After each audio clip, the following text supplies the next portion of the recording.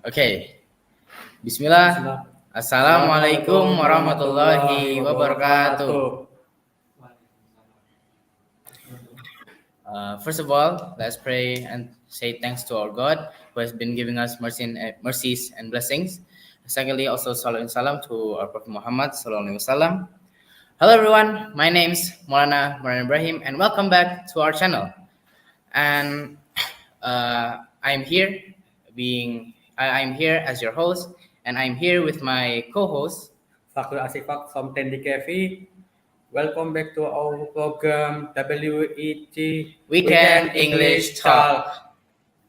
So yeah, anyways, Fahri, I've been wanting to ask you, have you ever wanted to work overseas? Yeah, I always want to work overseas, especially in Germany, because I had in Germany they really appreciate places. Employees. Oh yeah, I heard that in Germany as well that there are some companies that forbid calling their employees outside of their work hours. Wow, it must be a happy life over there. That's why I want to have life like that. Yeah, and did you know that in Germany the employees are given long holidays, much longer holidays compared to here in Indonesia? Wow. Oh, really? How is that possible? Yes, of course, man. And if you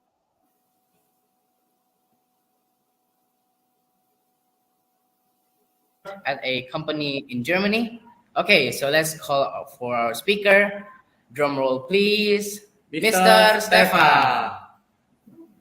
Hello. Mr. So yeah, Mr. Before we start, do you mind introducing yourself first to the audience? Well, I'm Stefan Nisser. Actually, I'm from Austria, but I worked for many years for a German company before I started my own business. Oh, you start your own business after. Yeah. And how many years exactly is you work in Germany? Well, for the German company, I worked more than 30 years. More than 30 years. Yeah. Okay. Thank you, Mr. Stefan, for your introduction.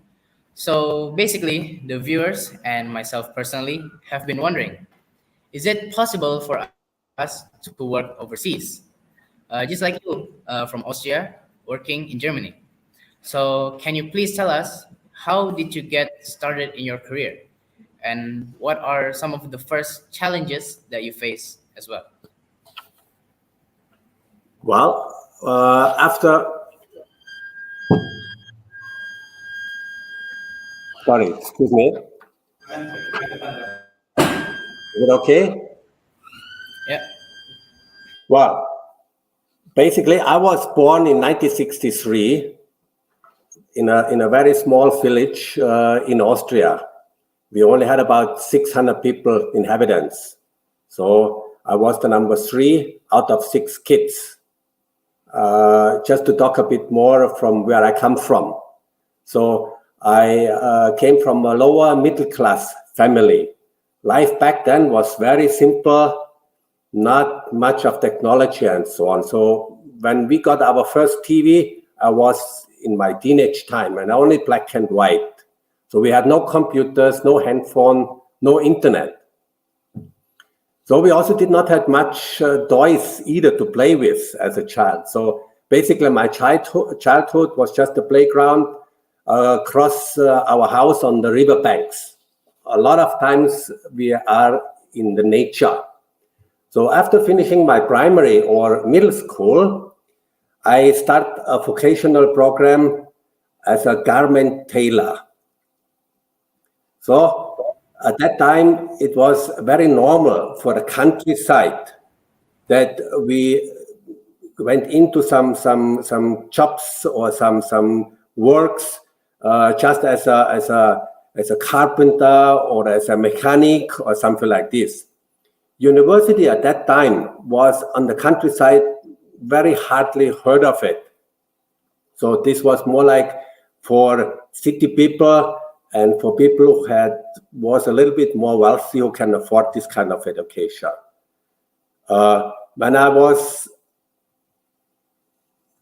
My program started as a garment tailor. This is a little bit different from Indonesia or from other countries, what we have in Europe regarding educational programs and so on. So I was 15 when I started this one, and it took about 3 years to become a professional garment tailor, to work in the fashion industry. That means for 3 years, you do some work in the factory, and beside this one, you also have to go to schools. And on the side, you also get a small salary, so you had some small incomes. Later on, when I finished this one, I was joining the German company who had a setup in Austria. So after working for some years for them, they actually provide me, or they offered me a further educational program, which was the Science and Labor Engineering. This is a special program for production sites to streamline huge industrial production. This was this educational program I did beside work, and I had in night and weekend schools. It was very tough, but it was worthwhile to do this kind of thing. So that is how I started to get involved with a German company. Okay, that's really fascinating because I didn't expect for you to tell a story from since you were a kid, since before technology, and but what about the challenges that you face? Is there any challenges that you face, maybe during the company program in Germany? Like, for example, maybe language barriers, perhaps. Well, that was actually like in the 1980s, yeah, when the garment and textile industry, the production in Europe was just getting too expensive. Okay, so at that time we looked into different places, and one of them was definitely Asia. And Asia was just simple cheaper to produce than in Europe. So a lot of companies, and also our companies, actually moved production to Asia. That is how I started get involved with Asia. That was in the 1980s. So in 1987, I got over from my company if I would be willing to move as a quality controller to Korea, to China, Bangladesh, later on to Indonesia. So the main challenge for me at that time was like the language, because my mother tongue is not English, and I wasn't really proficient in it. Another challenge, of course, was the huge culture difference. So in the beginning, as a young man and coming from Europe to Asia, it was more like a culture shock, actually. So it was different work system, different standards, different perspectives, and so on. And you constantly have to be flexible and adaptable. So that was a challenge to bridge these two different ends, to fulfill the standard of German companies and to be able to work with different cultures, with different minds, with different standards. That was a main challenge. Another challenge, I still remember this one, that was back then in China in the 1980s. I mean, China in 1980s and now, completely different. In 1980s, that was the time when China just started opening up, but still somehow informational-wise very closed. So it was not easy. So basically, when you were in China, you were basically cut off from the outside world. You had no communication with your family. You had no communication with Germany. And in my case, you were stationed like 4 months in China, and then you can go back for 2 months and you were again another 4 months in China. So during that 4 months, you basically were completely on your own.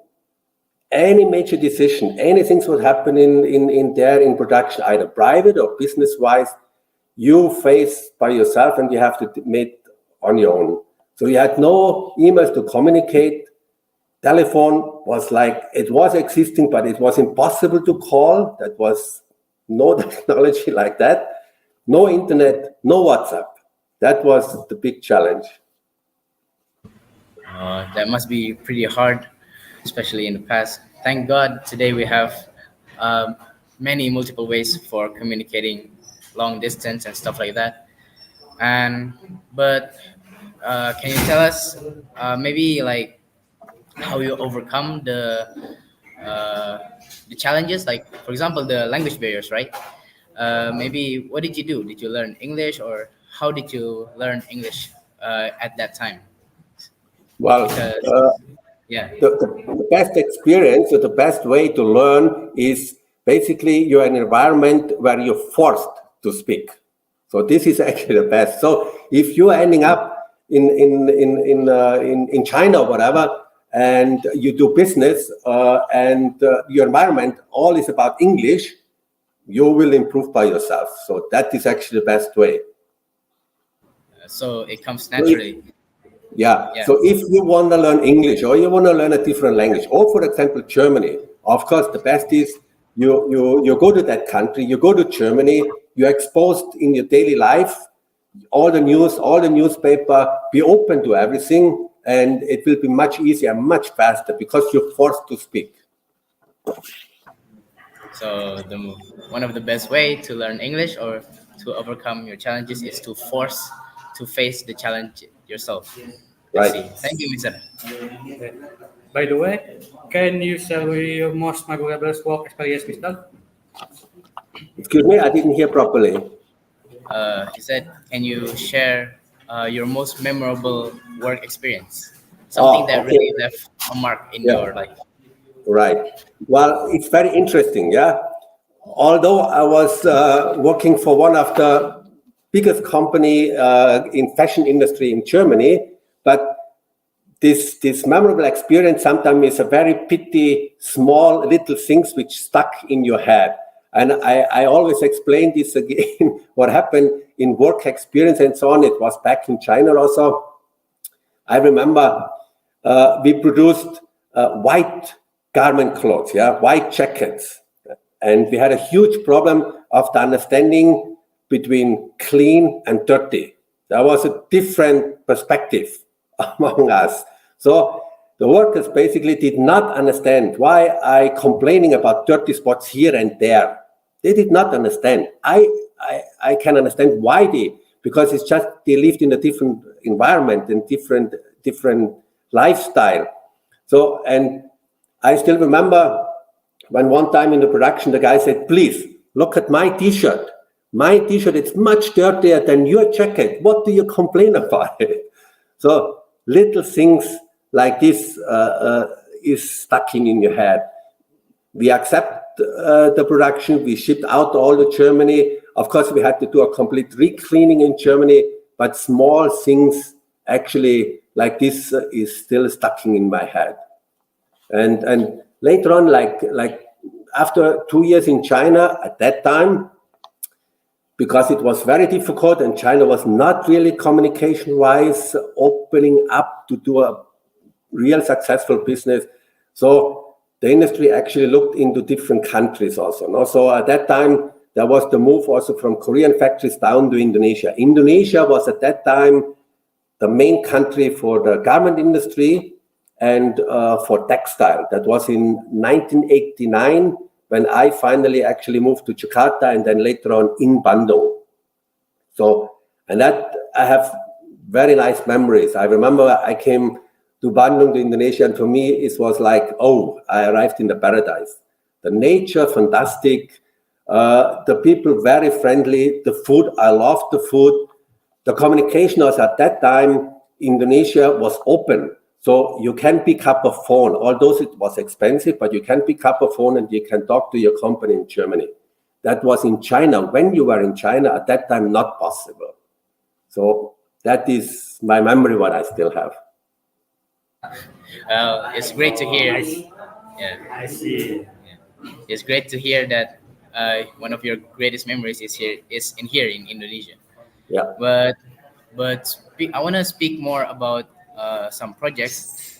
Is there any projects or achievement that you are really proud during your career? like something that like you're so proud of? Well, as you know, the industry has always to look out where is the cheapest and affordable production. Okay, so after 15 years driving in Indonesia and very successful, and our company during that time actually became one of the biggest fashion industry in Germany, if not so also in Europe. It was growing quite large due to success what we had also in Indonesia at that time. But of course, Indonesia became too expensive. So we always have to be open up and look around. And that was in the 1980, it was 2004. 2004, at that time, China already completely changed and really opened up and became so competitive in the market that we had no other choice to look at it and actually to go back to it. So at that time, I had my wife, I had 2 kids, and now I have to make a decision. Keep on staying in Indonesia, where the life is comfortable, nice, and had a nice position. Everything is running. Or I'm going with my German company, which they asked me, to China and start all over from zero, because we had no setup there, nothing. So that was the challenge, and that was a big decision what I had to make, and finally through long hours, hard work, and I have to say also huge support from my wife, because actually she was the one also who wanted to go. She wanted to have this experience. It's always important if you want to be successful in business, who is your partner, because you need support from your backbone, from your family, very important. So finally, I did it, and I was able to become the chairman and chief of representative of our Shanghai office, which was in charge of whole Asia. Later on, I even was able to start my own business. So this was an experience, an important decision for me, and I'm proud of it to be able to achieve this one. So your biggest achievement was actually the biggest decision, one of the biggest decision in your life. I see. Well, I'm glad to hear. I'm to hear your story for the most your proudest project. But now I'm gonna flip it and try to ask you about if there's any project that have failed before, and or if there's any project that you are not satisfied with. Well, not I cannot really call that there was a project I would have not been satisfied. In business, you always have to be very adaptable and very flexible. So sometimes something is working and you have to be open eyes. Don't be too stubborn on something. You have to be willing to change if you made a wrong decision, and then change and keep on going and move it into the right direction. So if you ask me, is there a project which I would have been not satisfied? There are things, but actually nothing really I would consider as a failure, or this was not worth it. So nothing particular in that point.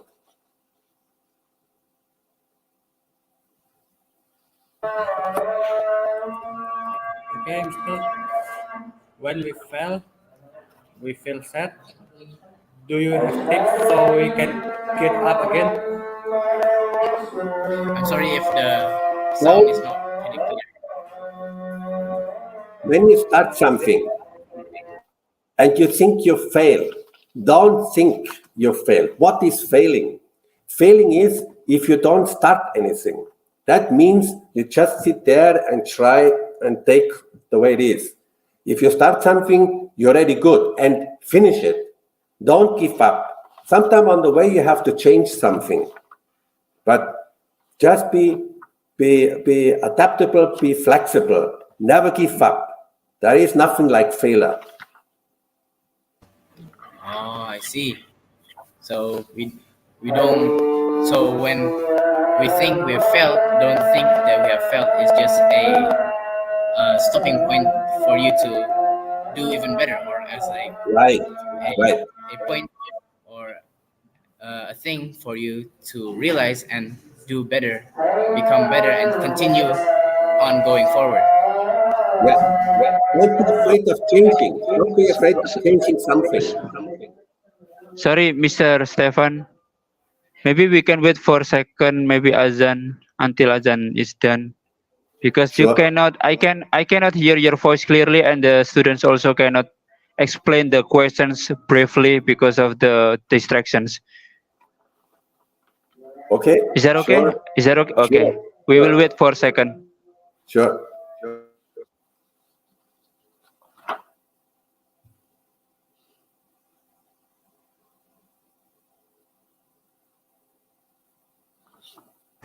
Okay, the Azan is done here. We're gonna move on to the next questions. And so yeah, so it's pretty amazing. Thank you very much, Mr. Stefan, for giving your storytelling from the past, which is fascinating because I didn't really expect for you to explain very much or so much about the past, and it really fascinated me, and it must be also be fascinating to the viewers as well. And so yeah, but now I'm gonna talk about the present. So since that you've done work and since that you've retired, how was life? How has your life changed since retiring, and what do you do now? So this is again, I think you gain from experience if you run some business or you do some work. The life changed totally, completely, and it was also for me challengeable, and I have to adapt and I have to be flexible again because before running also business and being a chief representative for one of the biggest fashion company in Germany, in Shanghai, you can imagine the life was very busy. I was excited. I loved it. I liked it. So there's nothing wrong with that. But you're constantly confronted with making high-profile decisions. You get hundreds of emails a day. You communicate with top-level people, and then suddenly zero, nothing anymore in that regard. So I have to adapt to a very simple life again, uh, which I actually enjoy. So now there are two grandchildren. What I have, I enjoy to spend the time with them. I have to say also when I was in Shanghai or also in Indonesia with my two kids, I think I had not that much time to spend with them because you are in a business, you're constantly working. I regret this a little bit, but now I'm able to pay back to their grandkids, and that was makes me now happy and enjoyable. And I do a lot of activities in nature. We do hiking, and in winter, of course, skiing. This is our main or my main sports from Austria. Okay, Mister, you already retired. Come lah to the end, Mister. Visit us. Yeah, visit us, Mr. In jungle Oh, here. I love it. Indonesia is my second home actually. Yeah, yeah, but maybe have you ever been to jungle? Because IDN, our school here is in jungle, and in I jungle did, there's a I lot did, of. Oh, you did? Yeah, I there's a did. lot of. There's a lot of waterfalls, mountains, mostly nature in jungle, I think. So In, yeah, near your or in where your school is located. yeah, in jungle here in Oh, Bogor. I see. Well, I would love it to see. It's beautiful. Indonesia is a beautiful country. The people fantastic. Yeah. So maybe this will be the last question because of the time. If you could go back and give advice to your younger self, what would you say? And maybe also some advice to the audience, and maybe some word of motivation. Okay. Wow. to myself, I would say, Stefan, don't take things too seriously. Don't worry too much. That was always my problem, you know. Uh, for you, for the younger ones, I think the most important is education. Okay, I was lucky to climb the ladder, but it was a different time.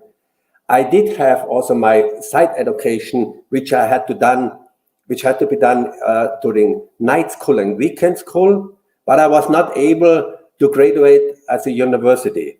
Okay, so but these days, degree, university is actually the most important thing. Education is the Really most important. important thing for the young generation. We are living in a different society now. The world is changing so fast. You have to be adaptable, you have to be flexible. And only through education you can reach this one. You will be open-minded to new things and to different way of working. And you will be sharpened and be critical of certain things. So education is the most important things. You have to be adaptable and you have to be flexible.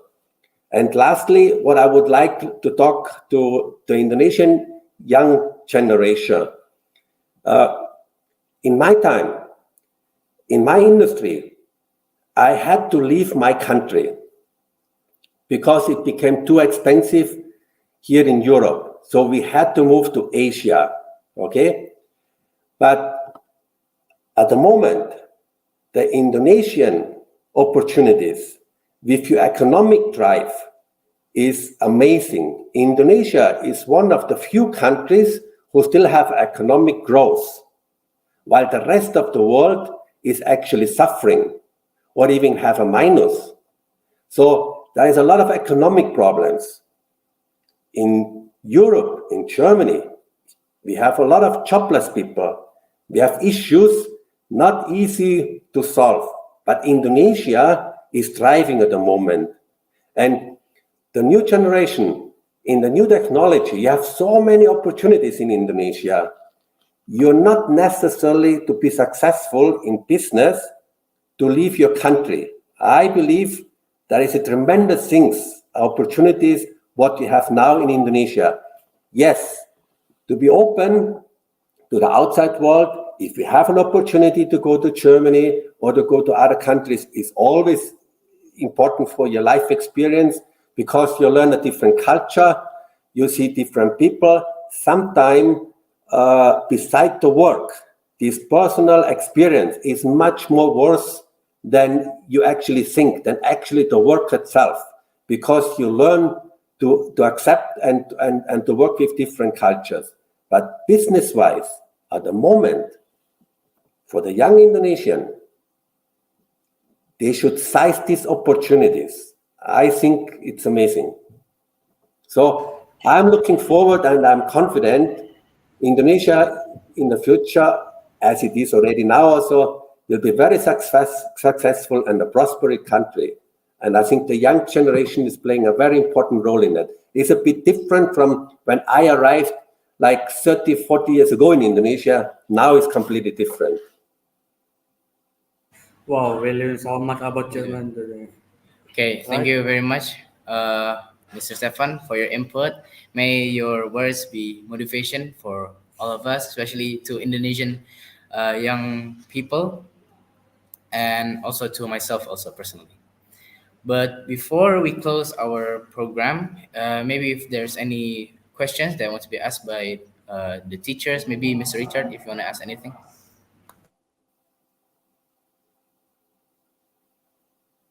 Yeah, thank you for the opportunity, host. Thank you, Moreno and Fahri. Mr. Stefan, I do really amazed with your stories, the way you get force yourself to speak another languages when you go to China, when you go to Korean, you always emphasize many times you gotta be flexible and you gotta be force yourself. It was so really amazing for me. Then my question is how do we be flexible like you? even some people kind of have different personality, like introvert, extrovert. Somehow for the introvert person it's kind of hard to be flexible and hard to socialize with the people. So how what is your tips for the introvert person, like that, Mr. Stefan? Thank you. Well, I think the most important is that we have to be open and respect other people. Don't give up on yourself. Don't also change too much on you, because this is very difficult. A person is a person. This is my personality, but you can teach yourself, accept also the other side. Especially in business, it's very important. You cannot do just the deal for your own. You need to make some money, but the other one also need to make some money. So for me, it's always, it doesn't matter who. I'm in Korea, I'm in China, in Bangladesh, in Myanmar. Everyone is a human being, and everybody want to be successful and want to drive. And only if I see him as an equal, so that we are the same, we have the same goal, we want to do a good, we want to do a good business and so on, then it teaches also me to accept and to work, and to understand also sometimes if I insist on something, why it is not possible. Because it's just maybe sometimes is a different way of doing business, sometimes it's a culture, and you have to accept this culture. Otherwise, you will be not successful. Then you can stay at home and just wait. That means it's only in your environment, it's only the way how you think. But you need to be open. And this you have to push yourself. You have to accept the other across you. Then you will be successful in business. Okay, I get it, Mr. Stefan. So the key is you gotta force yourself the way you force, like you socialize with the people. Ah, I see. So I once ever hear people say that business is not only just the product. Business is just not like you made a good product and people like it. Not like just like that. Business is more than that. You gotta socialize with the customer. You gotta make a friends. You gotta have a good relationship with the the customer.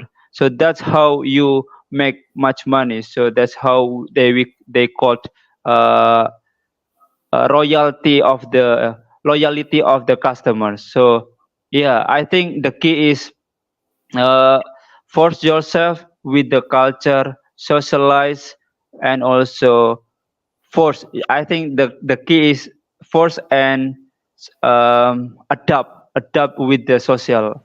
Be open And to I everyone. think is, yeah, be open with the group. I Yeah. think I think that's a good point for me to be more extrovert. I think extrovert and introvert is somehow just thinking. It's just like you said, when you were, if you have a time to go back when you were young, and you will say to yourself, don't be overthinking of yourself, and that's the one of the best or the the the large mistake or problem of introvert person. They always overthink of something. That's, I think, that I Right. got from you. I'm Don't. not myself. Right. So always have to work Yeah, on it. yeah, I can imagine how you as an introvert person force yourself to socialize, to adapt the social. Is so touching me itself. Maybe you successfully do it. Maybe I am, as a young generation, I also can do it. Personally, I also introvert little bit, and I do introvert sometimes every night. But hearing your advice today is somehow refreshing my mind to be more and more try and try day by day. Thank you, Mr. Stefan, for your advice. Back to Thank you you, so much. the host. Back to you, host Moreno and Fahri. Thank you.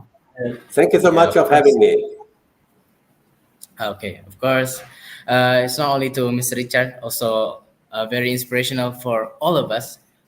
To myself, the host, co-host, Mr. Richard, and the audience, it's really inspirational.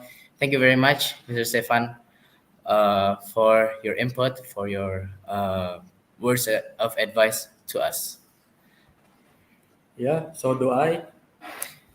Well, actually, I still want to talk more about Germany with you, but unfortunately, as I said before, the time is running out. And I'll say thank you again to Mr. Stefan, who already shared a lot of things about Germany, about company, about business, about the past as well. And also the future of Germany.